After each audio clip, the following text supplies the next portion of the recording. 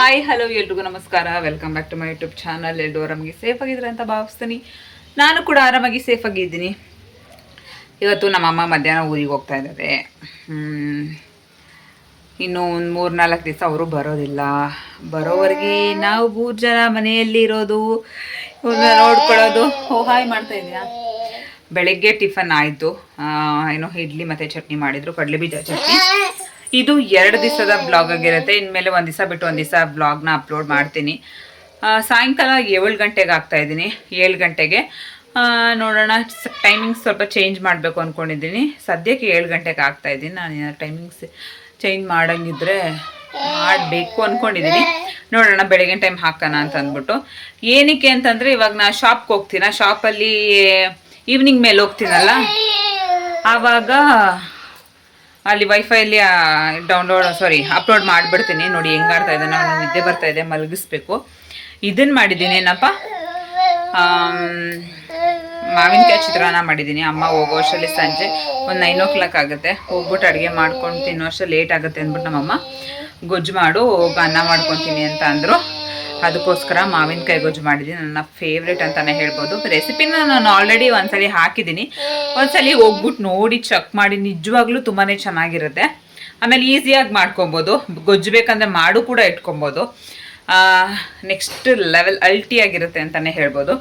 ಮಾವಿನಕಾಯಿ ಸೀಸನ್ನಲ್ಲಂತೂ ಡೆಫಿನೆಟ್ಲಿ ಒಂದ್ಸಲಿ ಮಾವಿನಕಾಯಿ ಚಿತ್ರಾನ್ನ ಮಾಡ್ಕೊಂಡು ತಿನ್ನಲೇಬೇಕು, ಯಾರಾದರೂ ಅಷ್ಟೇ. ಅದರಲ್ಲೂ ಮಾವಿನಕಾಯಿ ಇಷ್ಟಪಡೋರು ನಂತರ ಮಾಡ್ಕೊಂಡು ತಿಂತಾನೆ ಇರ್ತಾರೆ. ಇವಾಗ ಒಂದು ಕೌಶಿಕ್ನ ಮಲಗಿಸಿ ಆಮೇಲೆ ಸಿಗ್ತೀನಿ ನಾನು. ಬಾಯ್ ಬಾಯ್. ಮಾವಿನಕಾಯಿ ಚಿತ್ರಾನ್ನ ಮಾಡಿದ್ದೀನಿ. ಒಂದು ಸ್ವಲ್ಪ ಎಣ್ಣೆ ಜಾಸ್ತಿನೇ ಹಾಕಿದ್ದೀನಿ. ಯಾಕಂತಂದರೆ ಊರಲ್ಲಿ ಫ್ರಿಜ್ ಏನಿಲ್ವಲ್ಲ, ಡಬ್ಬಕ್ಕೆ ಹಾಕೊಂಡು ಹೋಗೋದಲ್ಲ. ಒಂದು ಸ್ವಲ್ಪ ಇಟ್ಕೊಂಡ್ರು ಒಂದು 2 ದಿವಸ ಬರಲಿ ಅಂತ ಅಂದ್ಬಿಟ್ಟು ಒಂದು 2 ಮಾವಿನಕಾಯಲ್ಲಿ ಮಾಡಿದ್ದೀನಿ. ನೋಡಿ ಚೆನ್ನಾಗಿ ಕಾಣಿಸ್ತಾ ಇದೆ ಅಂದ್ಬಿಟ್ಟು. ಇದು 2 ದಿನದ ವ್ಲಾಗ್ ಆಗಿರುತ್ತೆ. ನಿನ್ನೆ ವ್ಲಾಗ್ ಅಪ್ಲೋಡ್ ಮಾಡಬೇಕಿತ್ತು, ಆದರೆ ಅಪ್ಲೋಡ್ ಮಾಡೋಕ್ಕಾಗಿಲ್ಲ. ಯಾಕೆ ಅಂದರೆ ಶಾಪ್ಗೆ ಹೋಗ್ಬೇಕಿತ್ತು. ಫೋನಲ್ಲಿ ಬೇರೆ ನೆಟ್ ಖಾಲಿ ಆಗಿಬಿಟ್ಟಿತ್ತು. ಮತ್ತು ಶಾಪಿಗೆ ಬೇರೆ ಹೋಗಿರಲಿಲ್ಲ. ಅಮ್ಮ ಬೇರೆ ಊರಿಗೆ ಹೋಗಿದ್ರು. ಅದರಿಂದ ಹಾಕೋಕ್ಕಾಗಿಲ್ಲ. ಮತ್ತು ತಿರ್ಗಿ ನಾಳೆ ಹಾಕೋಣ ಅಂದ್ಬಿಟ್ಟು ಸುಮ್ಮನಾದೆ. ಅಮ್ಮ ಹೋದ್ಮೇಲೆ ಕೌಶಿಕ್ ಮಲ್ಕೊಂಡ. ಅದಾದ ನಂತರ ಮನೆ ಫುಲ್ ಮೆಸ್ಸಿ ಆಗಿತ್ತು. ಮಕ್ಕಳಿರೋ ಪ್ರತಿ ಮನೇಲೂ ಇದೇ ಥರ ಇರುತ್ತೆ. ಅವ್ನು ಮಲ್ಕೊಂಡ್ಮೇಲೇ ಕೆಲಸ ಮಾಡ್ಕೊಬೇಕು. ಮಕ್ಕಳು ಎದ್ದಿರೋವಾಗ ಎಷ್ಟು ಕ್ಲೀನ್ ಮಾಡಿದ್ರೂ ಅಷ್ಟೇ ಗಲೀಜು ಮಾಡ್ತಾ ಇರ್ತಾರೆ. ನಾನು ಅದಕ್ಕೆ ಸುಮ್ಮನಾಗ್ಬಿಡ್ತೀನಿ. ಪದೇ ಪದೇ ಕ್ಲೀನ್ ಮಾಡ್ಕೊಳಕ್ಕೆ ಹೋಗಲ್ಲ. ಯಾಕಂದರೆ ಮಲ್ಕೊಂಡ್ಮೇಲೆ ಒಂದೇ ಸತಿ ಕ್ಲೀನ್ ಮಾಡ್ಕೊಳ್ಳೋಣ, ಮತ್ತು ಇನ್ನೊಂದು ಸತಿ ಎದ್ದರೆ ಮತ್ತು ಇನ್ನೊಂದು ಸತಿ ಗಲೀಜು ಮಾಡೋದು ಕಾಮನ್ ಅಂದ್ಬಿಟ್ಟು ಇಲ್ಲಿ ಫಸ್ಟ್ ನಾನು ಒಂದು ಕಡೆಯಿಂದ ಇವತ್ತೊಂಥರ ಫುಲ್ಲು ಮನೆ ಕ್ಲೀನಿಂಗೇ ಆಗೋಯಿತು. ಫಸ್ಟು ಕಿಚನೆಲ್ಲ ಕ್ಲೀನ್ ಮಾಡಿಕೊಂಡೆ. ಪಾತ್ರೆ ಮಾತ್ರ ತೊಳೆದಿರಲಿಲ್ಲ. ಯಾಕಂತಂದರೆ ಕೌಶಿಕ್ ಎದ್ದು ಬಿಡ್ತಾನೆ ಅಂತಂದ್ಬಿಟ್ಟು ಮೇಲೆ ಸ್ಲ್ಯಾಬ್ ಏನಿದೆ ಅದನ್ನು ಕ್ಲೀನ್ ಮಾಡಿಕೊಂಡೆ ಫಸ್ಟು. ಅಂದ್ರೂ ಸ್ಲ್ಯಾಬಲ್ಲಿ ಇನ್ನೂ ಎತ್ತಿ ಇಕ್ಕಬೇಕು.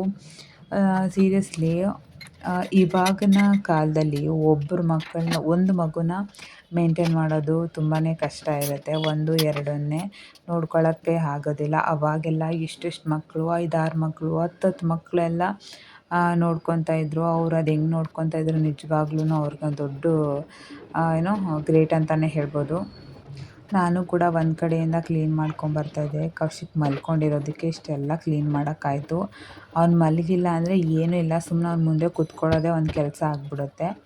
ಹೆಂಗಿದ್ರೂ ಸೋಮವಾರ ಅಮಾವಾಸ್ಯೆ ಇತ್ತು, ಸ್ವಲ್ಪ ಮನೆ ಕ್ಲೀನ್ ಮಾಡ್ದಂಗೂ ಆಗುತ್ತೆ ಅಂತಂದ್ಬಿಟ್ಟು ನಾನು ಎಲ್ಲನೂ ಒಂದು ಕಡೆಯಿಂದ ಚೇಂಜ್ ಮಾಡೋ ಅಂಥದ್ದೆಲ್ಲ ಚೇಂಜ್ ಮಾಡಿದೆ. ಈ ಸೋಫಾ ಅಂತೂ ನಮ್ಮ ಕೌಶಿಕ್ ಉಚ್ಚೆ ಮಾಡಿ ಅದು ಇದು ಮಾಡಿ ಕಿತ್ತಾಕಿ ಒಂದು ರೇಂಜಿಗೆ ತಂದುಬಿಟ್ಟಿದ್ದಾನೆ. ಈ ಮಕ್ಕಳಿರೋ ಮನೆಯಲ್ಲಿ ಸೋಫಾ ಇದನ್ನೆಲ್ಲ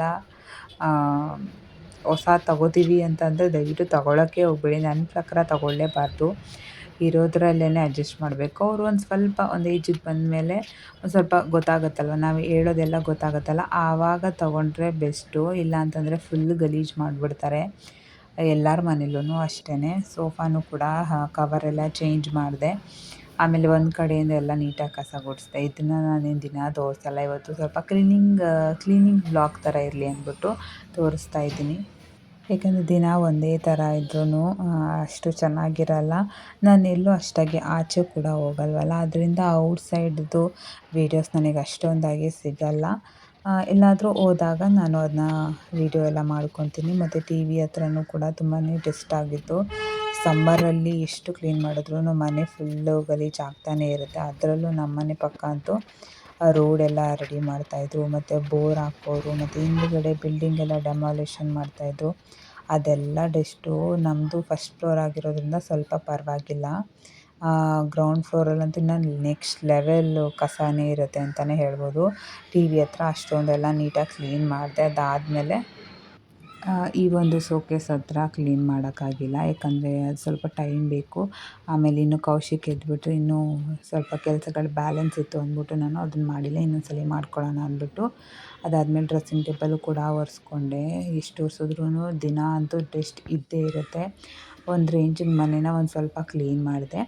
ಇದು ಮತ್ತು ನೆಕ್ಸ್ಟ್ ಡೇ ವ್ಲಾಗ್ ಆಗಿರುತ್ತೆ. ಇಲ್ಲಿ ನಾನು ಸೌತೆಕಾಯ್ದು ರೊಟ್ಟಿನ ಮಾಡ್ತಾಯಿದ್ದೀನಿ. ಅಕ್ಕಿ ಹಿಟ್ಟು, ಅದಕ್ಕೆ ಒಂದು ಸ್ವಲ್ಪ ಕೊತ್ತಂಬರಿ ಸೊಪ್ಪು ಬೇಕಂದರೆ ಅದಕ್ಕೆ ಇದನ್ನು ಹಾಕ್ಕೊಬೋದು, ಏನಪ್ಪ ಹಸಿಮೆಣ್ಸಿನ್ಕಾಯಿ. ನಾನು ಹಾಕ್ಕೊಂಡಿಲ್ಲ. ಒಂದು 2 ಈರುಳ್ಳಿ, ಸೌತೆಕಾಯಿನ ತುರಿದ್ಬಿಟ್ಟು ಹಾಕ್ಕೊಂಡಿದ್ದೀನಿ. ಇದಕ್ಕೆ ನಾನು ಕಾಯಿ ತುರಿನ ಹಾಕ್ಕೊತಾ ಇದ್ದೀನಿ. ಯಾವುದೇ ರೊಟ್ಟಿಗಾದರೂ ಅಷ್ಟೇ ಕಾಯಿ ತುರಿ ಹಾಕಿದ್ರೆ ತುಂಬ ಟೇಸ್ಟು ಚೆನ್ನಾಗಿ ಬರುತ್ತೆ. ಸ್ವಲ್ಪ ಜಾಸ್ತಿನೇ ಹಾಕ್ಕೋತಾ ಇದ್ದೀನಿ. ನಾನು ಅಂದ್ಕೊಂಡೆ ಹಿಟ್ಟು ಜಾಸ್ತಿ ಆಗೋಯಿತು ರೊಟ್ಟಿ ಹಿಟ್ಟು ಅಂತ. ಆಮೇಲೆ ನೋಡಿದ್ರೆ ಕರೆಕ್ಟಾಗಿ ಆಗೋಯಿತು. ನಮಗೆ ಮತ್ತು ನಮ್ಮ ಪಕ್ಕದ ಮನೆಯವ್ರಿಗೆಲ್ಲ ಕೊಟ್ಟೆ. ಸೊ ಅಷ್ಟರಲ್ಲಿ ಕರೆಕ್ಟಾಗಿ ಆಗೇ ಹೋಯಿತು. ಮತ್ತು ರುಚಿಗೆ ಎಷ್ಟು ಬೇಕಷ್ಟು ಉಪ್ಪನ್ನ ಹಾಕ್ಕೊತಾ ಇದ್ದೀನಿ. ನೋಡಿಕೊಂಡು ರುಚಿಗೆ ಹಾಕ್ಕೊಳ್ಳಿ. ಜಾಸ್ತಿ ಉಪ್ಪಾದ್ರೂ ಚೆನ್ನಾಗಿರಲ್ಲ. ಇದಕ್ಕೆ ನಾನು ಜೀರಿಗೆನ ಹಾಕ್ಕೊತಾ ಇದ್ದೀನಿ. ಮತ್ತು ಸಬ್ಬಸಿಗೆ ಸೊಪ್ಪು ಹಾಕಿದ್ರೆ ಇನ್ನೂ ಚೆನ್ನಾಗಿರುತ್ತೆ. ಬಟ್ ಸಬ್ಬಸಿಗೆ ಸೊಪ್ಪು ಇರಲಿಲ್ಲ, ಅದಕ್ಕೆ ನಾನು ಅದನ್ನು ಹಾಕ್ಕೊಂಡಿಲ್ಲ. ಜೀರಿಗೆ 1 ಟೇಬಲ್ ಸ್ಪೂನ್ ಆಗೋಷ್ಟು ಜೀರಿಗೆನ ಹಾಕ್ಕೊಂಡಿದ್ದೀನಿ. ಮತ್ತು ಇನ್ನೊಂದು ಏನಪ್ಪ ಅಂದರೆ ಇದಕ್ಕೆ ಅನ್ನನ ಹಾಕ್ಕೊಂಡಿದ್ದೀನಿ. ಅನ್ನ ಹಾಕ್ಕೊಂಡ್ರೆ ಸಾಫ್ಟಾಗಿ ಬರುತ್ತೆ. ಯಾವುದೇ ರೊಟ್ಟಿ ಆದ್ರೂ ಅಷ್ಟೇ, ರಾಗಿ ರೊಟ್ಟಿ ಆದ್ರೂ ಅಷ್ಟೇ, ಅಕ್ಕಿ ರೊಟ್ಟಿ ಆದ್ರೂ ಅಷ್ಟೇ. ಅನ್ನ ಹಾಕ್ಕೊಂಡು ಮಿಕ್ಸ್ ಮಾಡ್ಕೊಂಡು ನಾನು ಮಾಡ್ತೀನಿ ನಾರ್ಮಲಾಗಿ. ಒಂದೊಂದು ಸಲ ಮಾಡೋದಿಲ್ಲ ಅಷ್ಟೇ. ಬಟ್ ಅನ್ನ ಹಾಕ್ಕೊಂಡ್ರೆ ತುಂಬ ಸಾಫ್ಟಾಗಿ ಬರುತ್ತೆ, ಒಂಚೂರು ಕಿತ್ತೋಗೋದಿಲ್ಲ. ಇದನ್ನು ನೀಟಾಗಿ ಫಸ್ಟು ನೀರು ಹಾಕ್ಕೊಳ್ದಿರ ಹಂಗೇ ಫಸ್ಟು ಮಿಕ್ಸ್ ಮಾಡ್ಕೊತೀನಿ. ಯಾಕಂದರೆ ಸೌತೆಕಾಯಿ, ಈರುಳ್ಳಿ ಎಲ್ಲ ನೀರು ಬಿಟ್ಬಿಡುತ್ತೆ. ಸೊ ಅದರಿಂದ, ಆಮೇಲೆ ಅನ್ನ ಹಾಕಿದ್ದೀನಲ್ಲ ಅದರಿಂದ ನೀಟಾಗಿ ಫಸ್ಟು ಮಿಕ್ಸ್ ಮಾಡ್ಕೊತೀನಿ. ಅದಾದಮೇಲೆ ನೋಡಿಕೊಂಡು ಸ್ವಲ್ಪ ಸ್ವಲ್ಪ ಹಾಕ್ಕೊಂಡು ನೀರನ್ನ ಮಿಕ್ಸ್ ಮಾಡ್ಕೊಳ್ಳೋದಷ್ಟೇ. ನಾನು ಇದನ್ನು ಅಕ್ಕಿ ರೊಟ್ಟಿನ ನಾನು ತುಂಬ ಸತಿ ಮಾಡಿದ್ದೀನಿ, ಬಟ್ ಸೌತೆಕಾಯಿ ಹಾಕಿ ಒಂದು ಸಲಿನೂ ಮಾಡಿರಲಿಲ್ಲ. ಒಂದು ಸಲ ಮಾಡೋಣ ಯಾವ ಥರ ಬರುತ್ತೆ ಟೇಸ್ಟ್ ಅಂತ ಅಂದ್ಬಿಟ್ಟು ಮಾಡಿದ್ದೆ. ಇದಕ್ಕೆ ಗೊಜ್ಜು ಚೆನ್ನಾಗಿರುತ್ತೆ. ಯಾವ ಥರನಾದರೂ ಕಾಳು ಗೊಜ್ಜು ಮಾಡಿಕೊಂಡ್ರೂ ಚೆನ್ನಾಗಿರುತ್ತೆ. ಅದಕ್ಕಿಂತ ಮೇಯ್ನಾಗಿ ತೆಂಗಿನಕಾಯಿ ಚಟ್ನಿ ತುಂಬಾ ಚೆನ್ನಾಗಿರುತ್ತೆ. ನಮ್ಮ ಮನೇಲಿ ತೆಂಗಿನಕಾಯಿ ಚಟ್ನಿ ಇತ್ತು. ಮತ್ತು ನಾನು ತುಪ್ಪ ಹಾಕ್ಕೊಂಡು ತಿನ್ನೋಕ್ಕೆ ಇಷ್ಟಪಡ್ತೀನಿ. ಯಾವುದೇ ರೊಟ್ಟಿಗಾದ್ರೂ ಅಷ್ಟೇ, ಒಂಥರ ಚೆನ್ನಾಗಿ ಅನಿಸುತ್ತೆ. ಆಮೇಲೆ ಸಾಫ್ಟಾಗಿ ಇರುತ್ತೆ. ರೊಟ್ಟಿನ ಒಂದು ಸ್ವಲ್ಪ ಲೇಟಾದರೂ ಪರವಾಗಿಲ್ಲ, ಸ್ವಲ್ಪ ಕ್ರಿಸ್ಪಿಯಾಗಿ ಬೇಯಿಸಿದ್ರೆ ನನಗಿಷ್ಟ ಆಗುತ್ತೆ. ಒಬ್ಬೊಬ್ಬರಿಗೆ ಸಾಫ್ಟಾಗಿ ಇಷ್ಟ ಆಗುತ್ತೆ. ಬಟ್ ನನಗೆ ಸ್ವಲ್ಪ ಚೆನ್ನಾಗಿ ಬೇಯಬೇಕು. ಇಲ್ಲಿ ನಾನು ಬಟರ್ದು ಪೇಪರ್ ಬರುತ್ತಲ್ಲ, ಅದೆಲ್ಲ ಇದು ಇನ್ನೊಂದು ಯಾವುದೋ ಬೇಕಿಂಗ್ದು ಪೇಪರ್ ಇದು, ಅದರಲ್ಲೇ ಹಾಕ್ತಾಯಿದ್ದೀನಿ. ಬಟರ್ ಪೇಪರ್ ಇರಲಿಲ್ಲ, ಬಟರ್ ಪೇಪರ್ ತರಿಸ್ಕೊಬೇಕು. ನೋಡ್ಬೋದು ಎಷ್ಟು ಚೆನ್ನಾಗಿ, ಎಷ್ಟು ದೊಡ್ಡದಾಗಾದರೂ ತಟ್ಬೋದು, ಎಷ್ಟು ತೆಳುವಾಗಾದ್ರೂ ತಟ್ಬೋದು, ಏನೂ ಕಿತ್ತೋಗೋದಿಲ್ಲ. ನಾವು ಹೆಂಗೆ ಹಾಕಿರ್ತೀವಿ ಹಾಗೇ ಬರುತ್ತೆ. ನನಗಂತೂ ಸಿಕ್ಕಾಪಟ್ಟೆ ಇಷ್ಟ ಆಯಿತು ಅಂತಲೇ ಹೇಳ್ಬೋದು. ನೀವು ಒಂದ್ಸಲ ಟ್ರೈ ಮಾಡಿ ನೋಡಿ. ಈ ಥರ ನಾರ್ಮಲಾಗಿ ಮಾಡೋ ಅಂಥದ್ದೇನೆ, ಬಟ್ ಎಕ್ಸ್ಟ್ರಾ ಒಂದು ಅಡಿಷ್ನಲ್ ಏನಾದರೂ ಆ್ಯಡ್ ಮಾಡ್ಕೊಂಡಾಗ ಒಂದು ಒಳ್ಳೆ ಟೇಸ್ಟ್ ಬರುತ್ತೆ. ನೋಡ್ಬೋದು ಈ ಥರ ನನಗೆ ಚೆನ್ನಾಗಿ ಕ್ರಿಸ್ಪಿಯಾಗಿ ಬೆಂದಿರಬೇಕು. ಬಿಸಿ ಬಿಸಿ ಅಕ್ಕಿ ರೊಟ್ಟಿಗೆ ಸ್ವಲ್ಪ ತುಪ್ಪನ ಹಾಕ್ಕೊಂಡು ಚಟ್ನಿ ಹಾಕ್ಕೊಂಡು ತಿಂತಾಯಿದ್ದರೆ ನಿಜವಾಗ್ಲೂ ಚೆನ್ನಾಗಿರುತ್ತೆ. ನಮ್ಮನೇಲಿ ಬೇಳೆ ಸಾಂಬಾರಿತ್ತು ಅಂದ್ಬಿಟ್ಟು ನಾನು ನಮ್ಮ ಮನೆಯವ್ರಿಗೆ ಬೇಳೆ ಸಾಂಬಾರು ಹಾಕ್ಕೊಟ್ಟೆ. ಇಲ್ಲಿ ನಾನು ಹೆಸ್ರು ಕಾಳಿಗೆ ಮಸಾಲೆನ ರುಬ್ಕೋತಾ ಇದ್ದೀನಿ. ಈರುಳ್ಳಿ, ಸ್ವಲ್ಪ ತೆಂಗಿನಕಾಯಿ, ಸ್ವಲ್ಪ ಕೊತ್ತಂಬರಿ ಸೊಪ್ಪು, ಒಂದು ಸ್ವಲ್ಪ ಹುರ್ಗಡ್ಲೆ ಮತ್ತು ಕರಿಬೇವು, ಇದಿಷ್ಟನ್ನು ಹಾಕಿ ಚೆನ್ನಾಗಿ ರುಬ್ಕೊತಾ ಇದ್ದೀನಿ. ಹೆಸ್ರು ಕಾಳು ಸಾಂಬಾರಿಗೆ ಫಸ್ಟು ಹೆಸ್ರು ಕಾಳು ಮತ್ತು ಆಲೂಗೆಡ್ಡೆ, ಟೊಮೆಟೊ ಹಾಕಿ ಬೇಯಿಸ್ಕೊಂಡು, ಅದಾದ ನಂತರ ಇಲ್ಲಿ ಸ್ವಲ್ಪ ರುಚಿಗೆ ಎಷ್ಟು ಬೇಕಷ್ಟು ಉಪ್ಪು, ಅರಿಶಿನ ಮತ್ತು ನೀರು ಹಾಕ್ಕೊಂಡು ಎಷ್ಟು ಬೇಕಷ್ಟು ಹೆಚ್ಚಿಸ್ಕೊತಾ ಇದ್ದೀನಿ. ನೀರು ಎಷ್ಟು ಬೇಕು ನೋಡಿಕೊಂಡು, ಖಾರಕ್ಕೆ ಎಷ್ಟು ಬೇಕಷ್ಟು ಖಾರದ ಪುಡಿನ ಹಾಕ್ಕೋತಾ ಇದ್ದೀನಿ. ಮತ್ತು ರುಬ್ಬಿದ್ನಲ್ಲ ಆ ಒಂದು ಇದನ್ನು ಹಾಕ್ಕೋತಾ ಇದ್ದೀನಿ. ರುಬ್ಬಿರುವಂಥ ಒಂದು ಪೇಸ್ಟ್ ಹಾಕ್ಕೊಂಡು ಚೆನ್ನಾಗಿ ಮಿಕ್ಸ್ ಮಾಡ್ಕೋತಾ ಇದ್ದೀನಿ. ನೋಡಿಕೊಂಡು ನೀರನ್ನ ಹಾಕ್ಕೊಳ್ಳಿ, ಎಷ್ಟು ಬೇಕಷ್ಟು, ತೆಳು ಎಷ್ಟು ಬೇಕಷ್ಟು. ಮಸಾಲೆ ಸಾಂಬಾರು ಅಂದರೆ ಒಂದು ಸ್ವಲ್ಪ ತೆಳುವಾಗಿ ಮಾಡಬೇಕು, ಯಾಕಂದರೆ ಜಾಸ್ತಿ ಕುದೀತಾ ಏನಾಗಿಬಿಡುತ್ತೆ ಗಟ್ಟಿ ಆಗಿಬಿಡುತ್ತೆ. ಇದಕ್ಕೆ ಸಿಂಪಲ್ಲಾಗಿ ಒಗ್ಗರಣೆನ ಮಾಡಿದೆ, ನಾರ್ಮಲಾಗಿ ಒಗ್ಗರಣೆ. ಒಂದು ಸ್ವಲ್ಪ ಹಿಂಗನ್ನ ಹಾಕ್ತೀನಿ ನಾನು ಯಾವಾಗ್ಲೂ, ಯಾವುದೇ ಸಾಂಬಾರಿಗಾದ್ರೂ ಅಷ್ಟೇ. ಹಿಂಗು ಮತ್ತು ಸ್ವಲ್ಪ ಬೆಲ್ಲ. ಇದಿಷ್ಟ ಆಯಿತು. ನಿಜವಾಗ್ಲೂ ಈ ವೆಜಿಟೇರಿಯನ್ಗೆ ಏನು ಸಾಂಬಾರು ಮಾಡೋದು, ಏನು ತಿಂಡಿ ಮಾಡೋದು, ತಿಂಡಿ ಕಾಮನಾಗಿ ಎಲ್ಲರೂ ಮಾಡ್ತಾರೆ, ಆದರೆ ಸಾಂಬಾರು ಮಾಡೋದೇ ಒಂದು ದೊಡ್ಡ ತಲೆನೋವು ಅಂತಲೇ ಹೇಳ್ಬೋದು.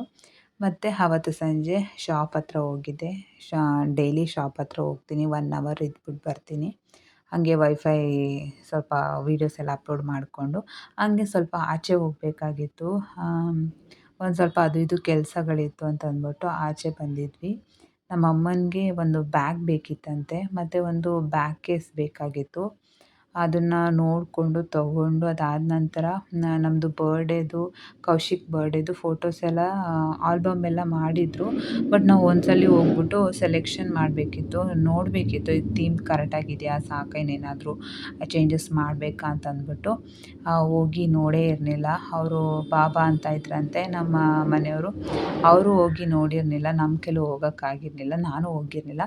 ಹಂಗೆ ಆನ್ ದ ವೇ ಹೋಗಿದ್ವಲ್ಲ, ಅದಕ್ಕೆ ನಮ್ಮ ಪುಟ್ಟ ಅಂದ, ಸರಿ ಹೋಗಿ ನೋಡ್ಕೊಂಡು ಬಾ, ನೋಡಿಕೊಂಡು ಅಂತಂದ್ಬಿಟ್ಟು ನೋಡಿ ಈ ಥರ ನಮ್ಮ ಒಂದು ಕೌಶಿಕ್ದು ಆಲ್ಬಮ್ ಇರೋದು ಹೇಗಿದೆ ಅಂತ ಅಂದ್ಬಿಟ್ಟು ಕಾಮೆಂಟ್ ಮಾಡಿ. ಚೆನ್ನಾಗಿ ಮಾಡಿದ್ದಾರಾ ಅಂತಂದ್ಬಿಟ್ಟು.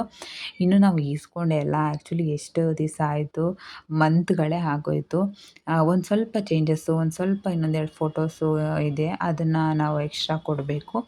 ಅದನ್ನು ನೋಡಿಕೊಂಡು ಎಲ್ಲೆಲ್ಲಿ ಏನೇನು ಹಾಕಬೇಕು ಅಂತೆಲ್ಲ ನೋಡಿಕೊಂಡು ಮನೆಗೆ ವಾಪಸ್ ಬಂದ್ವಿ.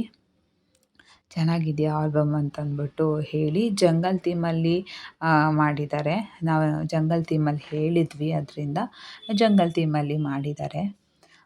ಆಲ್ಬಮ್ ಬಂದಮೇಲೆ ರಿಯಲಾಗಿ ನೋಡೋದಕ್ಕೆ ಒಂಥರ ಚೆನ್ನಾಗಿರುತ್ತೆ. ನನಗೇನು ಇದರಲ್ಲೇ ತುಂಬಾ ಇಷ್ಟ ಆಯಿತು. ಆಮೇಲೆ ಮನೆಗೆ ಬಂದು ಕೌಶಿಕ್ ಫುಲ್ಲು ಗಲಾಟೆ ಅಂತಲೇ ಹೇಳ್ಬೋದು.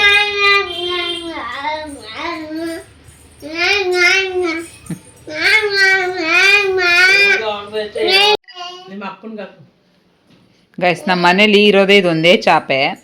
ಈ ಚಾಪೆನ ದಿನ ಇಷ್ಟಿಷ್ಟು ಕಡ್ಡಿನ ಕಿತ್ತು ಕಿತ್ತು ಕಿತ್ತು ಚಾಪೆನ ಚಿಕ್ಕದು ಮಾಡಿಬಿಟ್ಟಿದ್ದಾನೆ. ಕೌಶಿ, ಯಾಕೆ ಹಂಗೆ ಚಾಪೆ ಕಿತ್ತಾಕೋದು ನೀನು? ಕಡ್ಡಿ ಎಲ್ಲ ಕಿತ್ತಾಕೋದು? ಒಂದು 20 ಕಡ್ಡಿ ಇಲ್ವ ಇಲ್ಲಿ? ನಮ್ಮ ಮನೇಲಿ ಇರೋದೇ ಒಂದೇ ಚಾಪೆ. ಏನೋ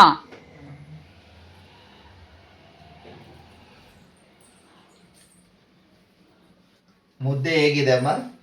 ಮುದ್ದೆ ಚೆನ್ನಾಗಿದೆ.